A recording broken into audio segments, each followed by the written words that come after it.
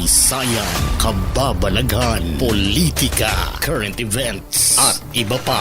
Huwag magpahuli, ating alamin. Tuklasin dito sa Historiador Filipino. Kahit paulit-ulit na sinasabi ni Donald Trump na may namumuong negosasyon sa pagitan nila ng Iran, ay paulit-ulit rin itong pinapasinungalingan ng Iran. Tila do or die na nga ang sitwasyon ng Iran sa ngayon dahil sila na nga mismo ngayon ang nangungutya sa Estados Unidos at Israel dahil sa hindi pa rin nila matapos-tapos ang ipinagmamalaki nila noong sinabi na madali lang ang durugin ng Iran sa tindi ng armas ng dalawang nasyon, pero ang labis na naapektuhan ngayon ay ang mga karatig bansa sa Gulf region kagaya ng Qatar, Saudi, Kuwait at UAE kung saan ay may mga base militar ang mga Amerikano dahil sila ang maya-maya ay pinapaliparan at pinapabagsakan ng mga missiles ng Iran. Wala pa rin silang palag sa ginagawa ng Iran sa kanila dahil nakadepende sila sa Estados Unidos na siyang nagsisilbing tagapagtanggol nila. Pumutok sa galit ang Iran ang pinabagsakan ng Estados Unidos at Israel ang isang paralan sa Tehran at bilang babala ay inutusan ngayon ng Iran ng Estados Unidos na maglabas ng pampublikong pagkundina sa ginawa nila sa Tehran. Binigyan pa nila ito ng ultimatum kahapon March 30, 2026. Siyempre, hindi yon ginawa ng Estados Unidos at ngayon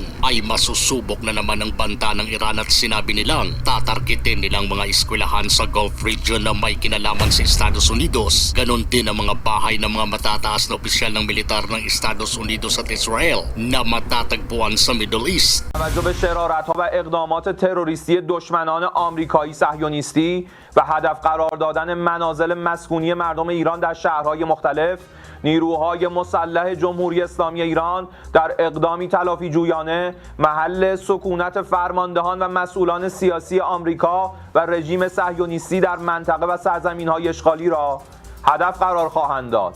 Naniniwalang Iran na talagang susugod sa Kharg Island ang ground forces ng Estados Unidos para sakupin ito. Nakahanda raw silang depensahan ito at binalaan pa ang Estados Unidos na mapapahiya lang daw sila sa oras na gawin nila ito. Ayon sa ilang eksperto, daan-daang missiles at drones ang sasalubong at pupulbos umano sa mga sundalo ng Estados Unidos na magbabalak na tumungtong sa kalupaan ng Kharg Island kung saan siguradong lalaban hanggang ubusan ng Iran.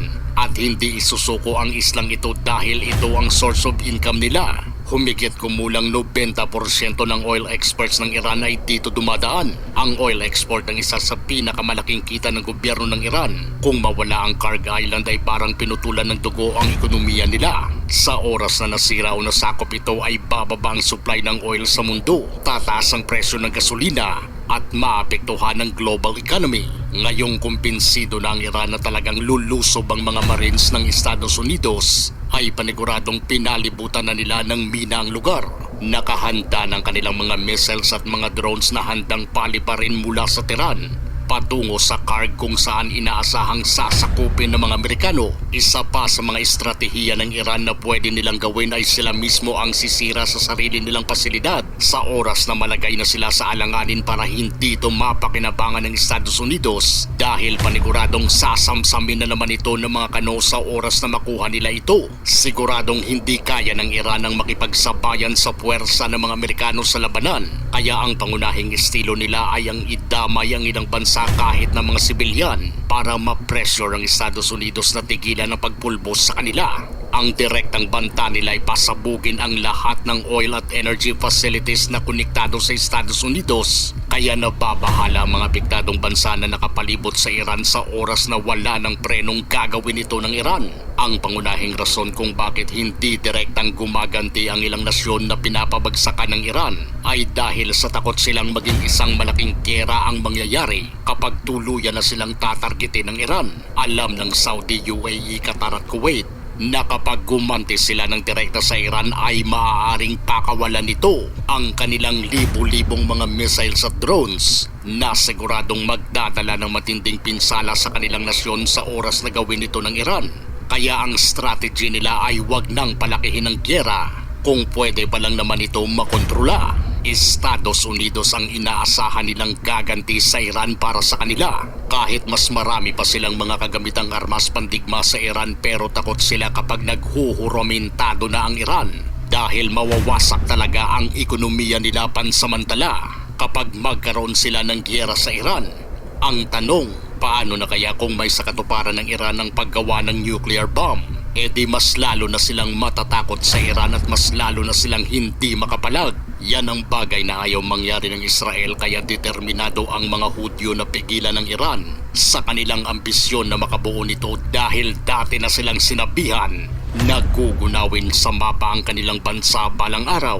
Kung sakali mang madurog ng tuluyan ng Estados Unidos at Israel ang Iran, ay malaking benepisyo ito sa katabi nilang bansa dahil mawawala na ang banta na tila parang hostage sila ng Iran. Mas malaki ang mawawala sa isang progresibong bansa kapag nakipaggera ito sa mahirap na bansa. Pero may napakaraming armas dahil mawasak man nila ito ay parang baliwala lang din dahil naghihirap naman noon pa man. Pero pag sa mayamang bansa na maapektuhan ay malaking bagay talaga ang mawawala sa kanila. Hanggat hindi pa ito natatapos ay asahan ng magiging pahirap ng pahirap ang magiging sitwasyon ng mga bansang nakadepende lang sa importasyon ng langis sa ibang bansa kagaya ng Pilipinas. Sa ngayon, ayon sa gobyerno ay may sapat pa naman daw na pondo sa langis na aabot pa hanggang buwan ng Hunyo. Pero ang tanong, paano na pagdating sa Hunyo at tuloy-tuloy pa rin ang giyera? Kailan pa kayang magkakaroon ng determinadong politiko sa Pinas na pupursigihin ang magkaroon ng sariling makukuha ng langis